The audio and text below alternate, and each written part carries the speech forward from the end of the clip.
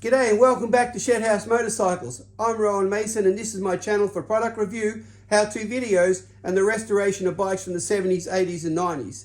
In this episode, we're going to put the engine back into the bike, we're going to fit the airbox, and if time permits, we'll get the rear mudguard on as well.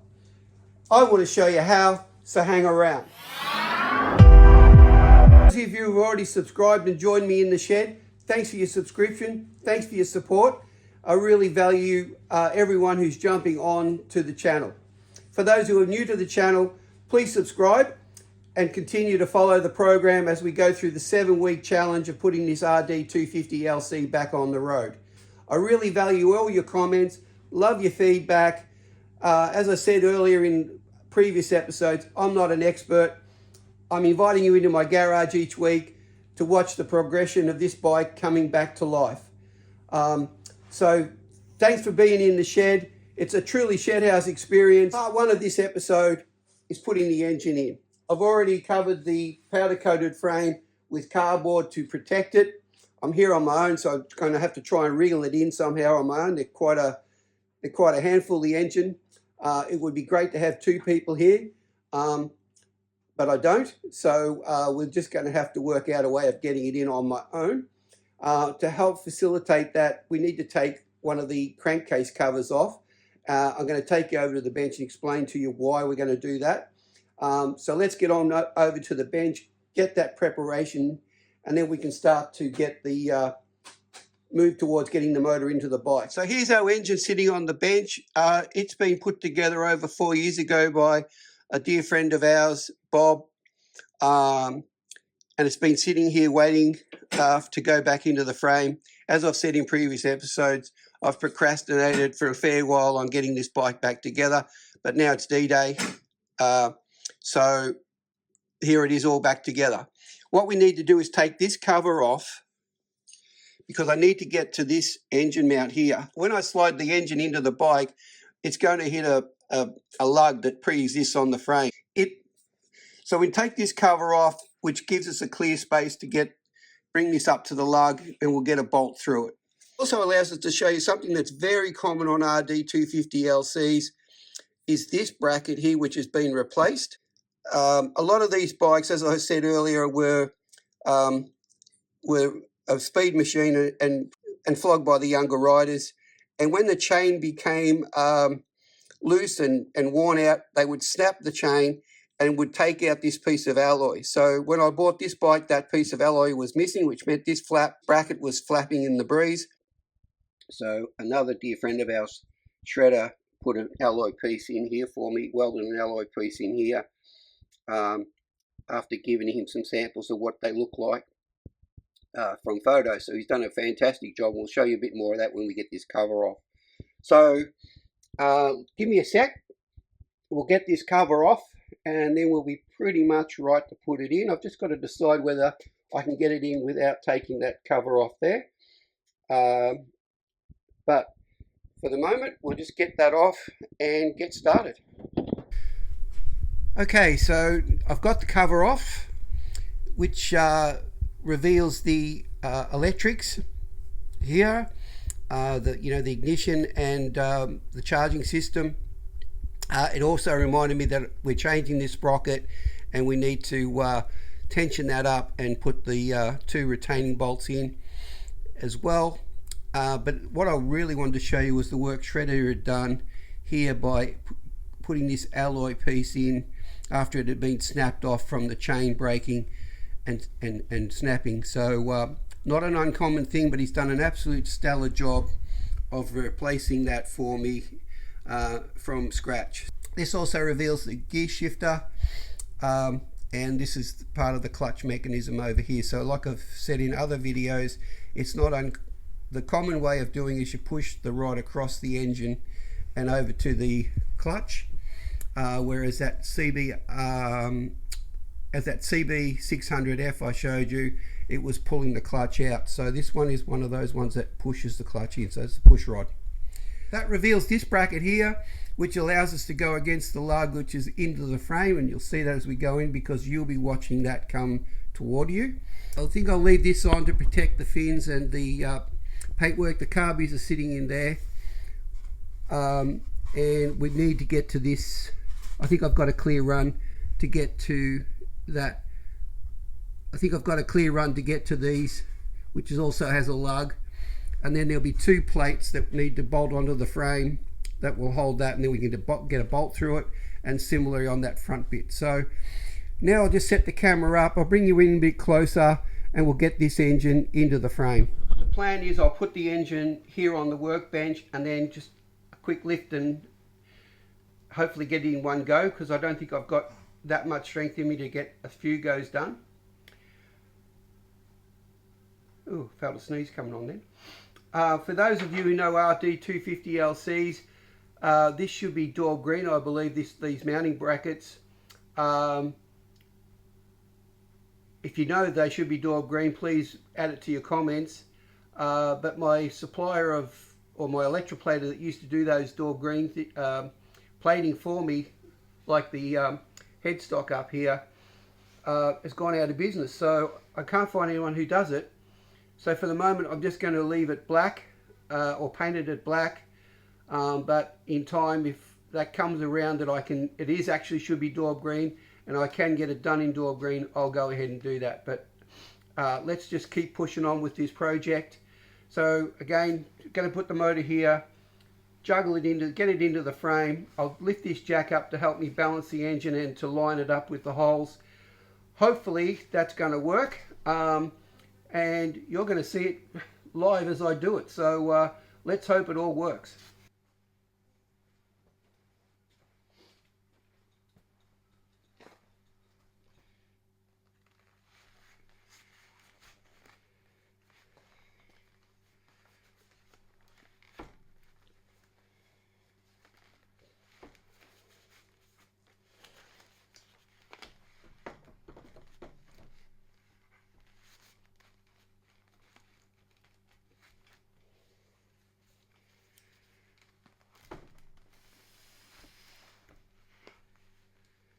Okay, sort of in. Now the jack has to come into play.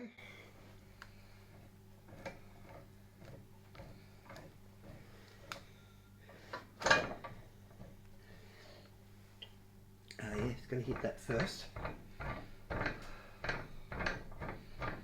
Just a sec, I need a block of wood.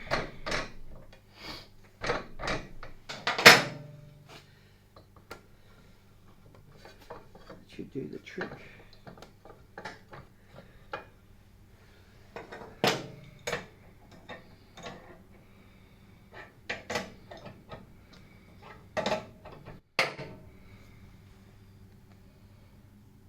Alright, let's see if we can get this back one in first. Okay.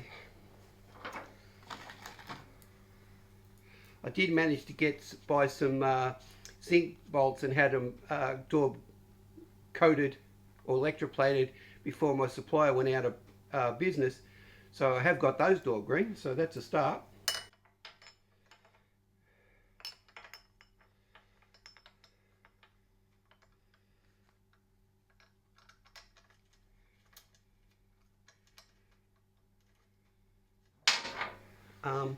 Again, I'm not sure if these should be Daub green or zinc, but I had them zinc coated.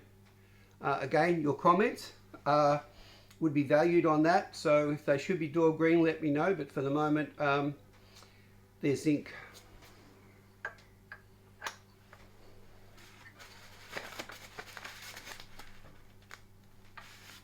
I'll have to come around your side. Oh yeah, okay.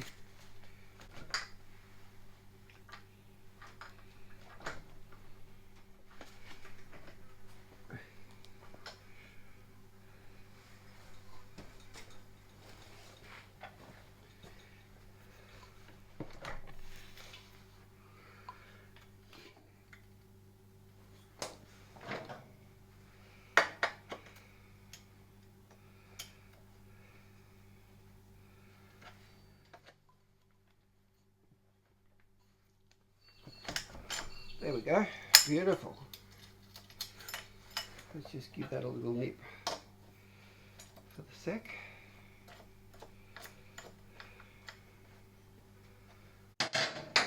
The manual shows the bolts the Haynes manual I'm working from shows the bolts coming this way, so that's why I'm doing it that way. Next is the longer bolt.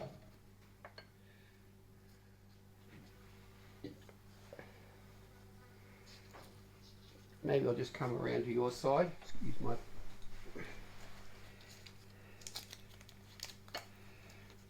Right.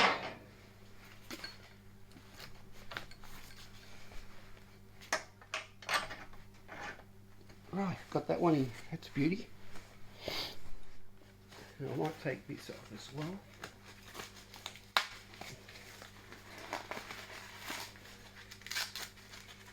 I just didn't know how hard that was going to be, get that engine in on my own, but luckily it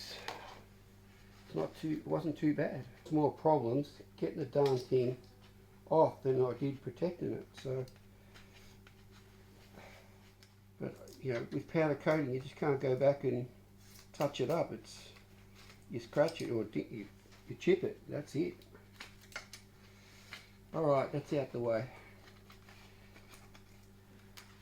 So now we've got to bolt this bracket onto the frame and then the engine. So the darn thing is I just can't feel the end of my fingers. It's making life very hard.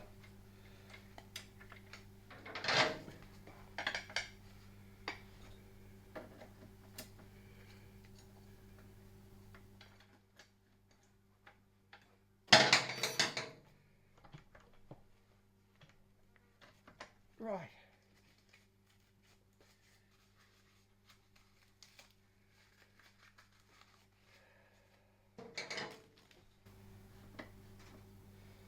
Okay.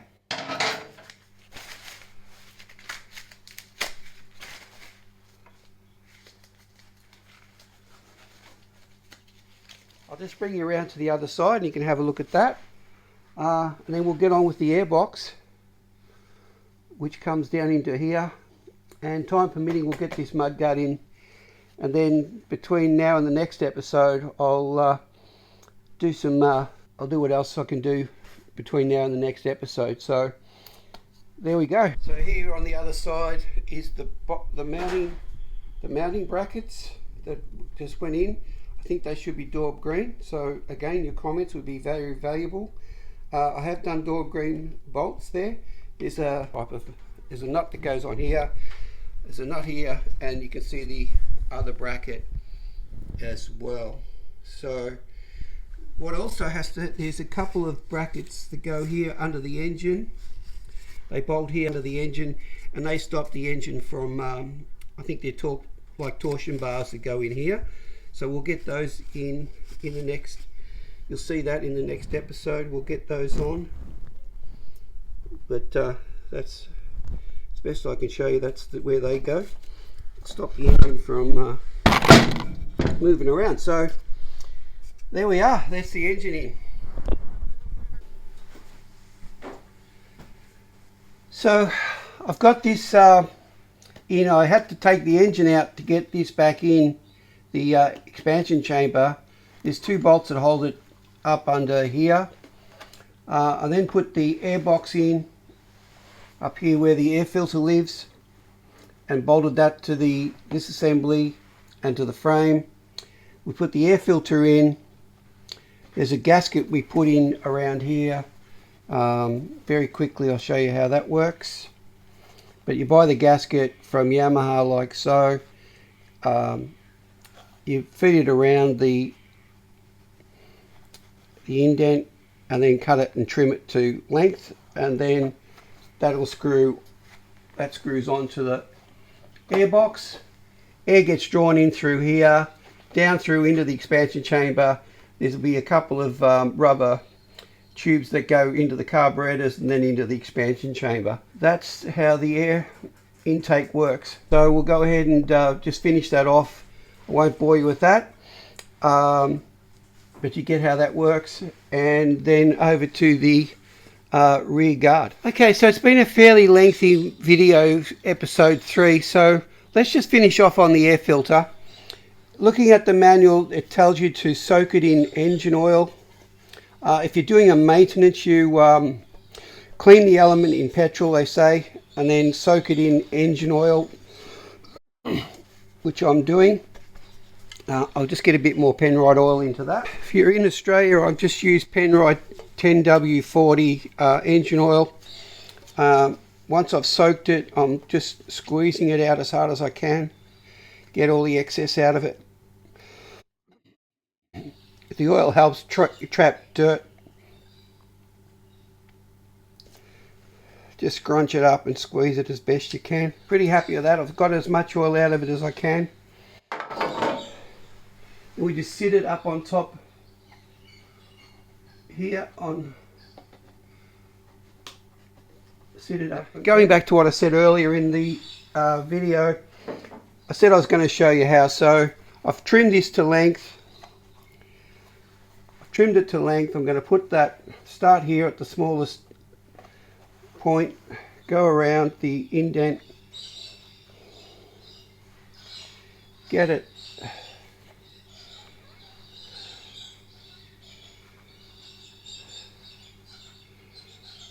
we're in.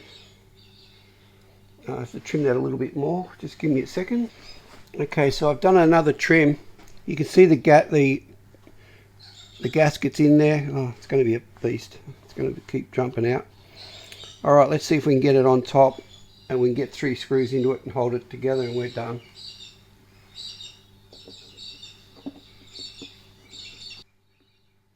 Feels good.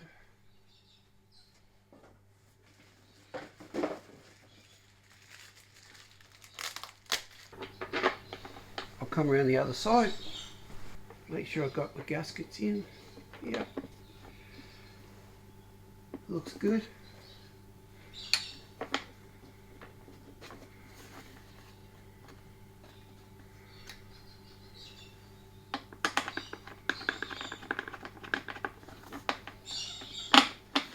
Okay, right, back guard. So there's a couple of mounting holes here, and it looks like it fits into this part here. So it just goes up inside that by the looks of it.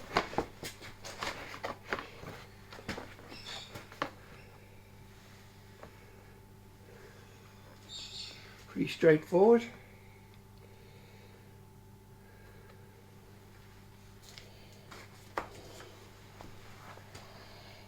Yep, I'd say so. So that's pretty straightforward. So we'll grab a couple of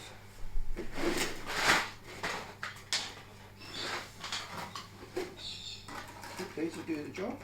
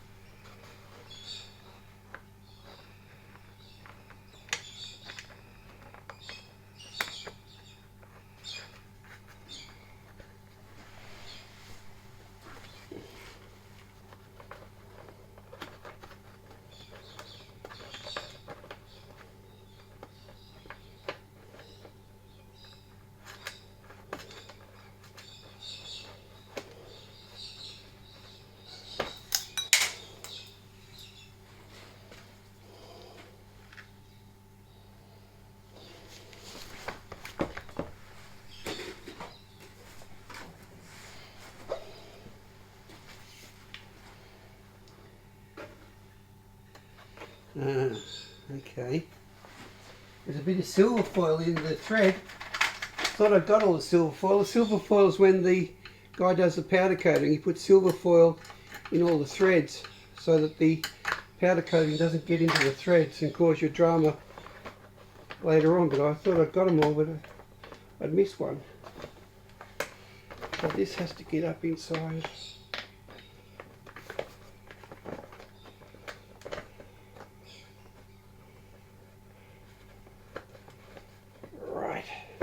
Beautiful. All right, let's tighten him up.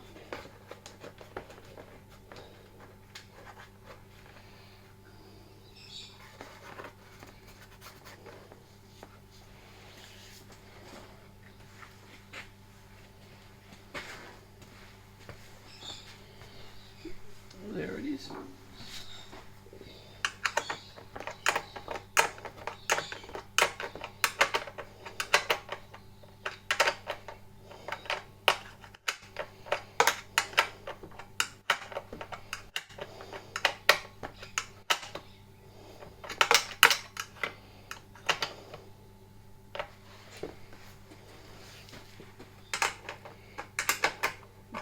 Okay, so we're coming to the end of the episode 3.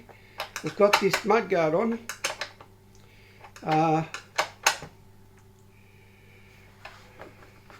There's more to anchor it when it comes around. There's another piece that goes here, which we'll probably do through the week before you see it again.